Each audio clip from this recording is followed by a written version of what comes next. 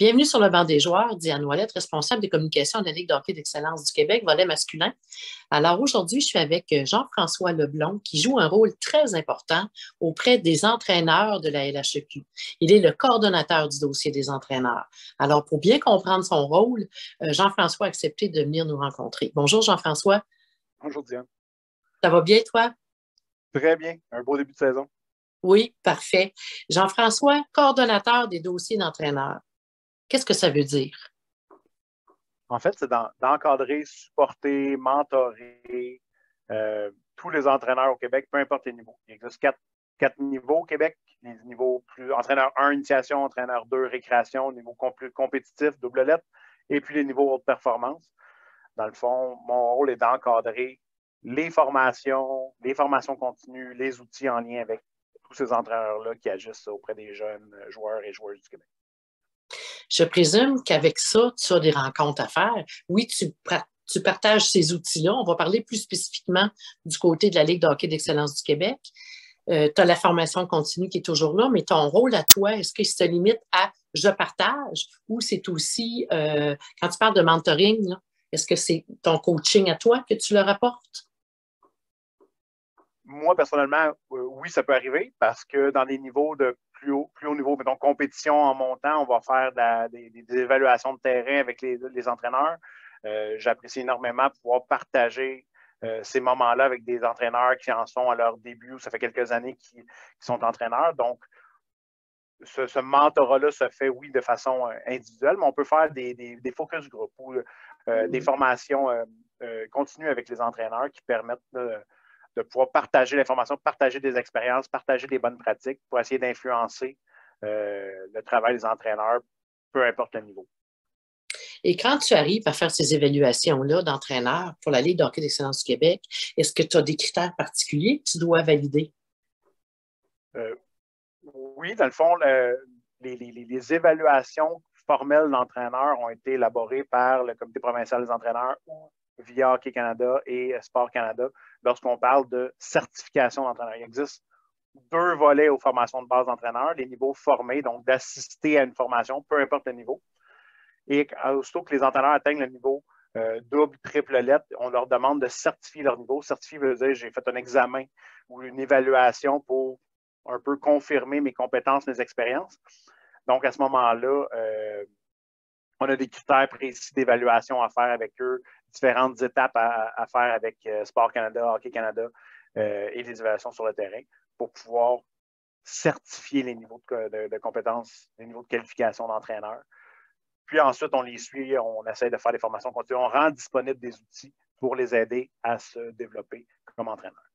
Et pour un entraîneur de la Ligue de hockey d'excellence du Québec, pour obtenir cette certification-là, on peut parler que ça se passe dans combien de temps? Pour les niveaux U15 en montant, c'est une haute performance pour tous les entraîneurs. Donc, on parle d'une année de formation complète. Plusieurs étapes, autant la partie théorique que les travaux à remettre, que les évaluations à faire, que les examens à faire. Il y a plusieurs étapes. Pour les niveaux U13, il y a seulement les entraîneurs-chefs du U13 3 Élite qui doivent faire leur haute performance. Les autres entraîneurs du U13, eux, c'est une certification compétition 1. Donc, on parle d'une journée de formation, mais encore là, des évaluations, des examens, un cours sur la prise de décision éthique donné par Sport Québec ou Hockey Québec. Donc, il y a plusieurs étapes qui encadrent ces entraîneurs-là pour la formation de base. Donc, ce n'est pas vrai de dire que qui veut être entraîneur, ça se fait aussi facilement. Il y a tout un processus. Donc, il y a un gros travail qui est fait par les gens dans les régions, les conseillers techniques, les directeurs de structure, les gouverneurs, pour aider à supporter leurs propres entraîneurs.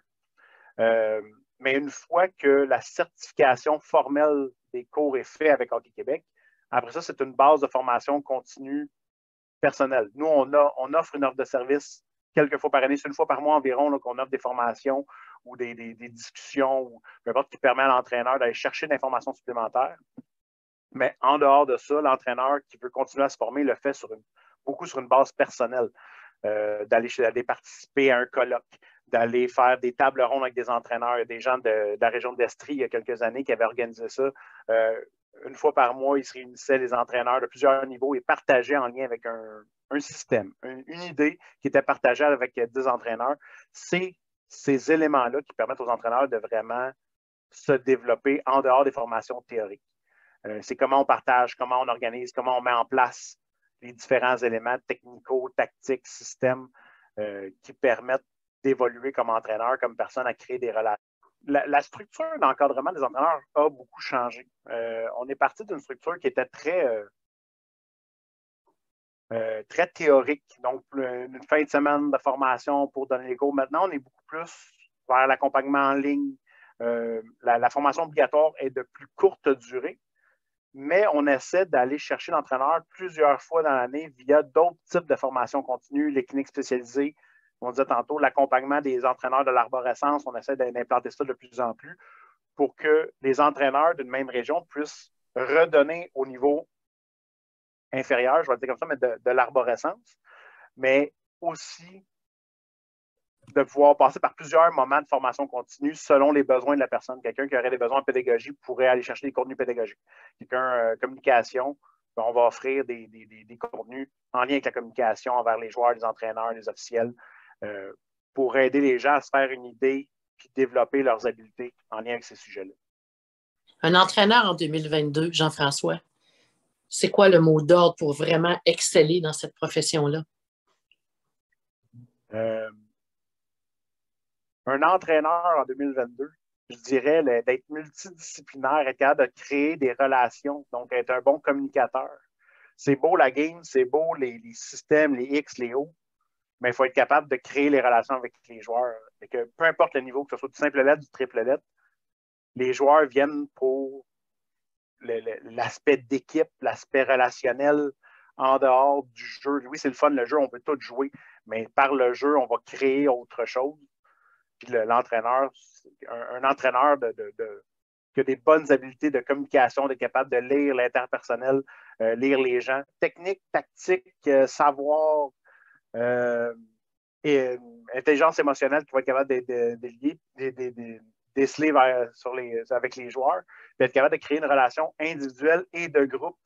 Il y a beaucoup d'enseignement qui est individualisé maintenant dans un contexte de groupe. Donc, c'est là où un plus vieil entraîneur doit complètement changer sa manière de faire parce que les joueurs ne réagissent pas de la même manière, répondent pas de la même manière aux différentes charges qu'on peut mettre envers les joueurs. Les joueurs ne se sont pas développés de la même manière. Il y a beaucoup d'entraînement individuel qui se fait maintenant. Donc, être capable de mettre l'individuel en collectif est un très grand défi pour un entraîneur au cours d'une année. Quel serait le message de Jean-François Leblanc pour la saison 22-23? On sort d'une pandémie. Il y a quand même eu un excellent travail qui s'est fait. Les entraîneurs n'ont pas chômé pendant la période de pandémie, malgré les difficultés à lesquelles ils étaient confrontés. Mais on est de retour, là. Une vraie saison 2022-23. Elle est vraiment partie enfin. Qu'est-ce que Jean-François Leblanc aimerait dire? Je pense que notre plus gros défi va être un défi social. On s'est isolé pendant la pandémie, on a développé des petites habitudes qui font en sorte que ça vient un peu à l'encontre des bienfaits de l'équipe. Le grand défi reste de mettre 13, 14, 15, 16 petits garçons, petites filles ensemble pour pouvoir créer un effet de gang, un effet d'équipe, pour pouvoir développer une équipe qui va aller plus loin. C'est beau avoir 15 personnes très, très bonnes techniquement, mais si ces personnes-là travaillent individuellement, une équipe ne pourra pas aller plus loin. Donc, je pense que le plus gros défi reste, comme je disais tantôt, le niveau social, de pouvoir créer l'expérience. C'est là où on va aller chercher le plaisir. Puis après ça, on va pouvoir travailler sur les éléments technico-tactiques qui permettent à une équipe d'aller plus loin, de développer le joueur comme joueur, mais aussi le joueur comme personne. Merci Jean-François. On te souhaite une bonne Merci aussi.